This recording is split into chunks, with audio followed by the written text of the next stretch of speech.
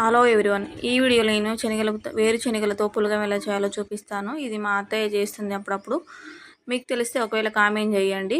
వేరుశనగ గుళ్ళు తీసుకోవాలి. ఒక గ్లాస్ బియ్యం తీసుకున్నాను అనుకో, అందులో పావులంత వేరుశనగ గుళ్ళు తీసుకుని లో ఫ్లేమ్ మీద వేయించుకోవాలి.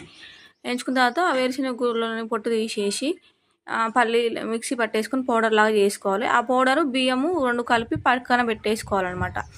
వేసారు 1 గ్లాస్ బియ్యానికి 2.5 గ్లాస్ వాటర్ పోయాలి. ఎందుకంటే ఆ పౌడర్ ఉంటుంది, వేరుశనగుల పౌడర్, అది వాళ్ళ పులగం అనేది మెత్తగా ఉంటే టేస్ట్ ఉంటుందన్నమాట.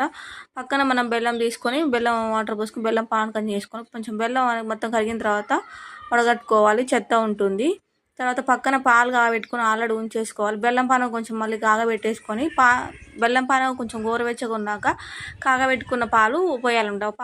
బెల్లం పానకం పాలు పోస్తే చాలా టేస్టీగా ఉంటుంది. వీడియో నచ్చితే లైక్ చేయండి. ఒకవేళ మీకు నచ్చితే